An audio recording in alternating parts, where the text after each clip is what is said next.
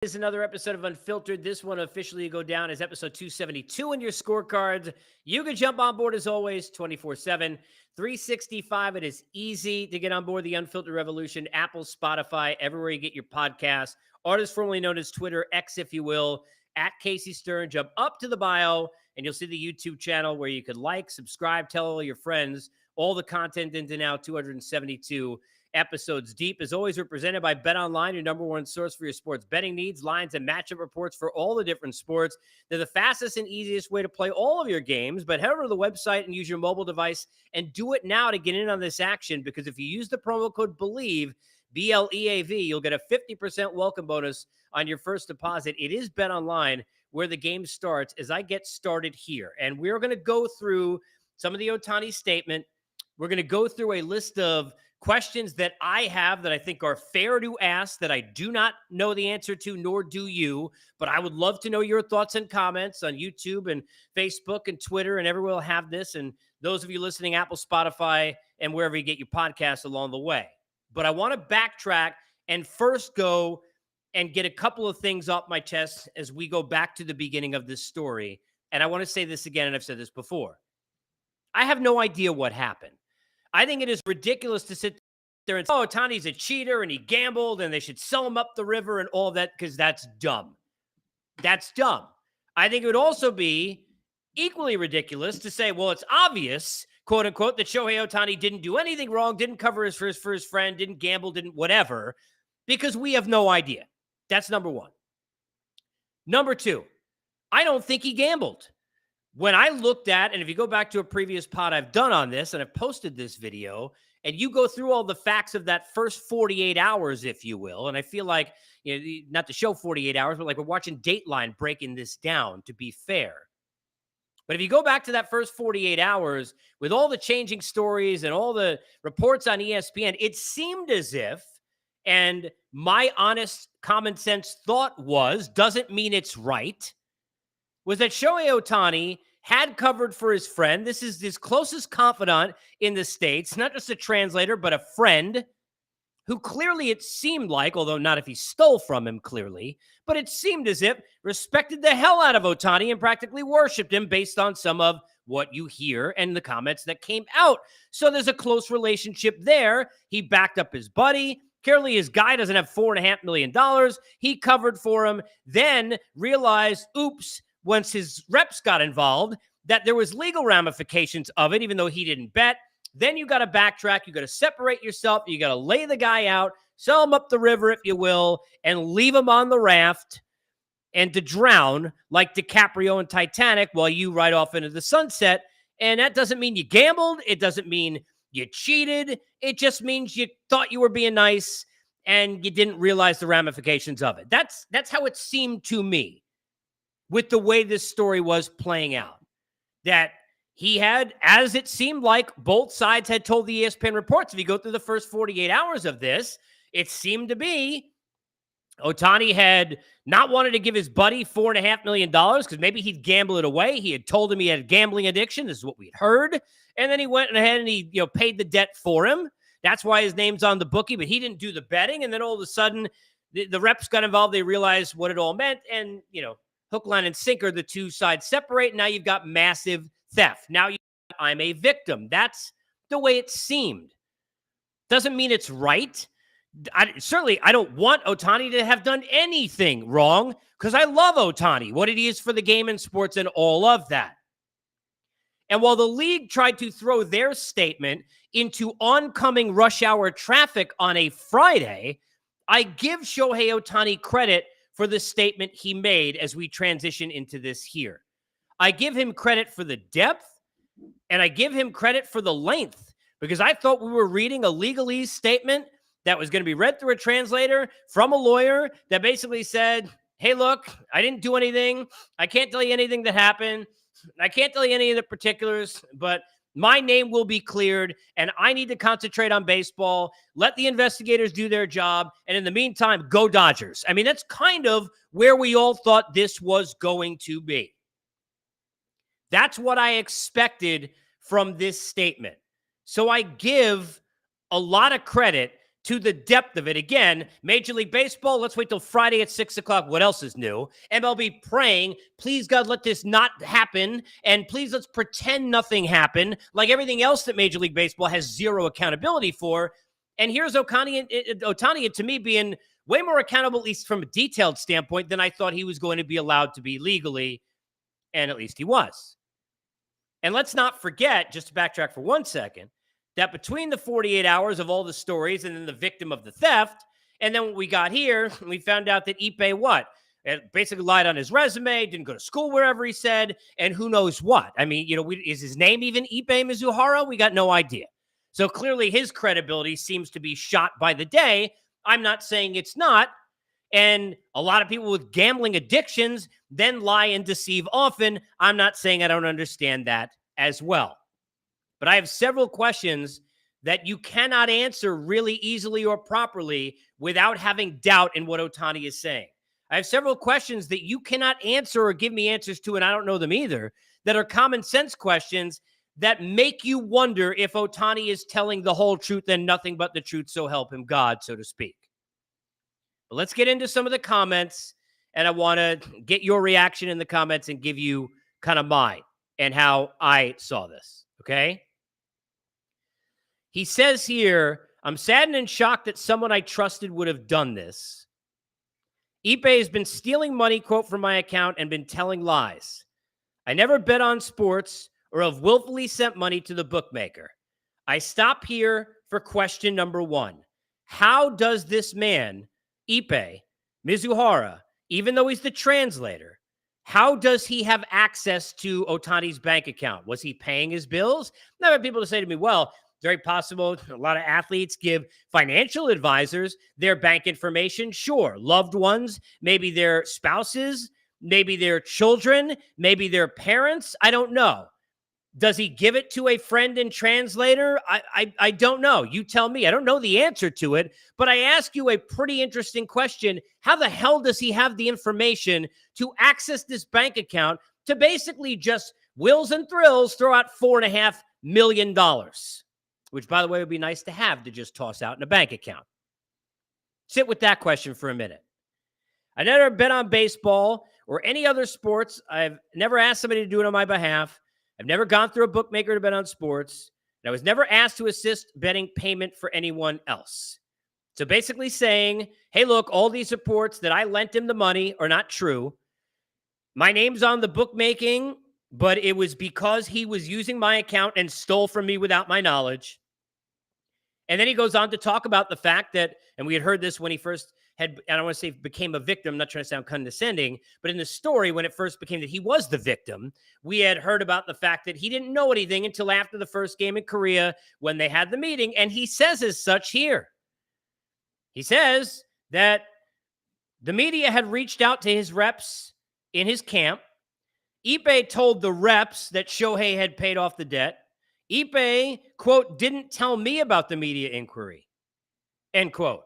My question, why didn't the reps tell him? Now, I understand that the translator is the translator, and Ohtani doesn't speak English or much English or whatever level of English it is. But you're meaning to tell me that the only way that these reps, for a man who's making $700 million, all of his team, the only one who can communicate with him is Ippei. The only one who, in English, or in their language and then translate to English, the only person who then communicate and be a conduit to this entirety of this team is this translator. There's no communication whatsoever, mind you, between anyone in his camp, it's not Ippei's camp, and Ohtani. Zero. Because in the entirety of that 48 hours of the ESPN conversations of Ippei saying, hey, look, this is what happened, there were conversations, go back to the reports, where ESPN reporters are talking to Ippei's reps.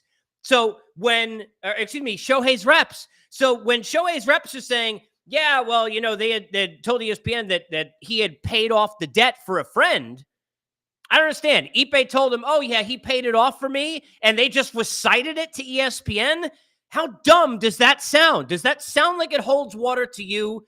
Because it does not sound like it holds water to me. I said this on Twitter, and I'll say this to you, wherever you're listening or watching. If Shohei Ohtani is telling the whole truth and nothing but the truth, every single solitary member of his team should be fired. All of them should be fired.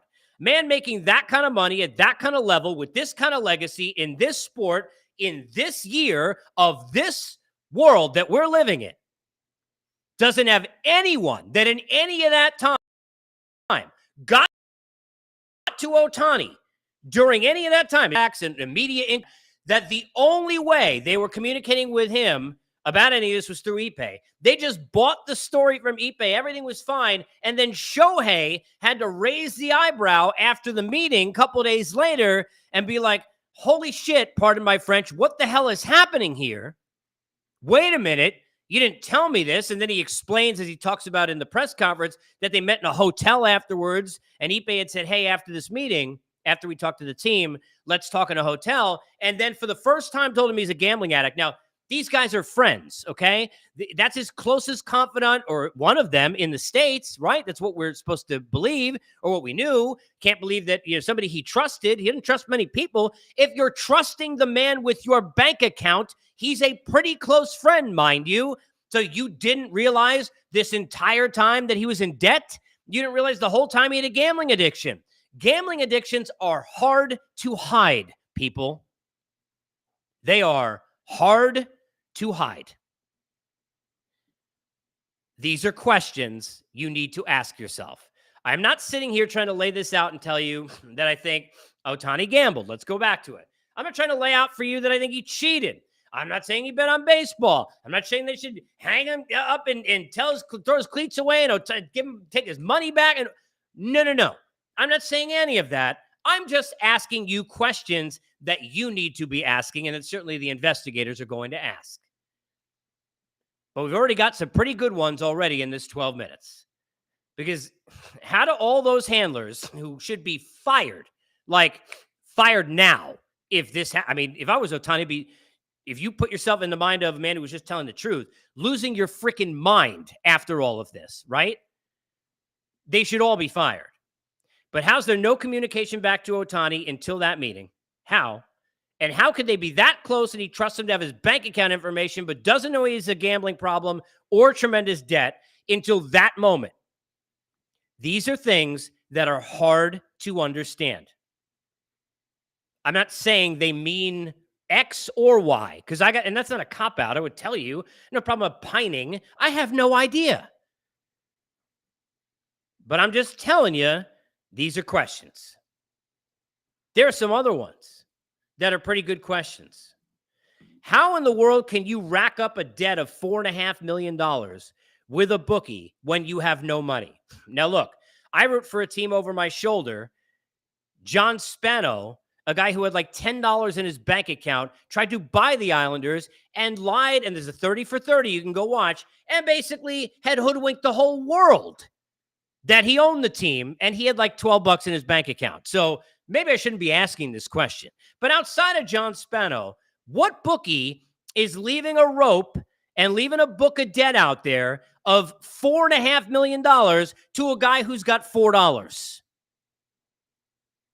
It doesn't happen. Now, you said, well, he was doing it because it was Ohtani's bank account. So he thought it was Ohtani, he thought it was coming from Ohtani. So the bookie never asked. There was nothing Ohtani had to sign. There's nothing he had to know. Again, no idea. But these are questions. How could you rack up $4.5 million in debt and have no money? How can Ohtani not notice several times $500,000 outputs being taken out of his account? Now, you could say he's loaded. He got tons of money. For us, we might know $15, $150. Depending upon how rich you are, $1,500 gets taken away. Well, geez, what happened? I didn't order this on Amazon Prime, right? But $500,000? You might notice that. I don't care how much money you have. I know a lot of really rich people. I've worked with a lot of really rich athletes. I guarantee you they'd notice if 500 grand was taken out of their account over and over and over and over again. Because even if this man had access to Ohtani's account, so did Shohei Ohtani. Now, I don't know what it says at the ATM when he takes $20 out, but I guarantee you at some point, you would notice, or at least you would think you would notice. Do I know what that means? Can I tell you it means X or Y? I can't. Can I tell you it's a question that needs answering?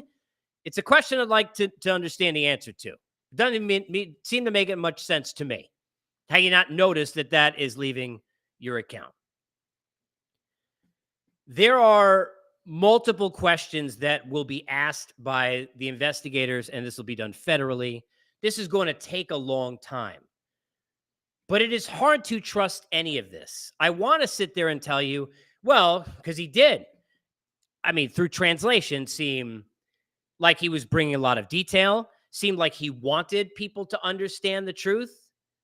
But at the same time, I go back to the beginning of this conversation. What if it was, as ESPN was hearing for 2 days, that a buddy had a $4.5 million gambling debt, and a guy who seems like a really great guy paid it off?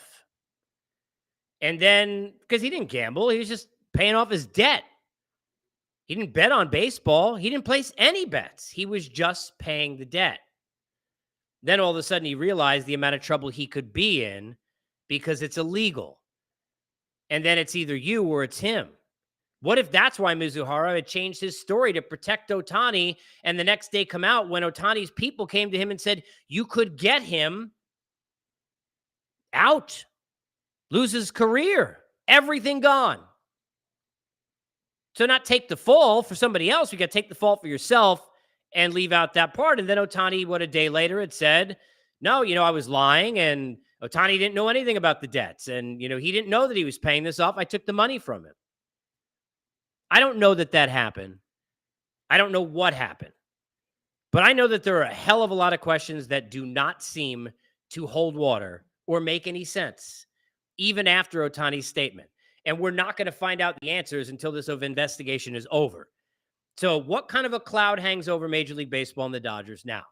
Well, MLB, clearly, they still don't know how the balls changed a few years ago, or why the lettering is this big. And you got to read it in the eye doctor's office on the 5th line to just find out what's on the back of a jersey, because they screwed that up too and don't want to be accountable for that either. Or see-through pants, or we could list on a million things.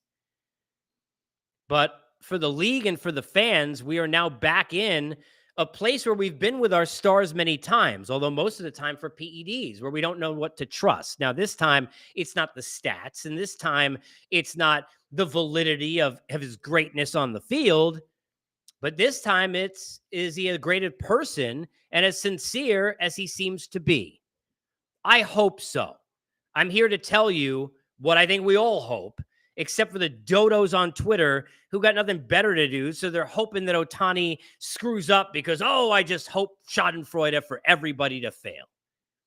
If you're not in that category, you're hoping the best for Ohtani because he's great for the game. It's as important to this game as anyone literally who has ever played it because of what he means overseas, transcending into other sports, into pop culture, and in a time where baseball needs all of that marketing and then some. But there are questions. What questions do you have? I want to hear from you. Let me know. Apple, Spotify, everywhere you get your podcasts. If you're listening that way, you can hit me up where maybe you've seen this on Twitter or X, if you will, at Casey Sturt, or on YouTube, where you can get onto the bio and get onto the Unfiltered channel for all the content, and wherever else you might be.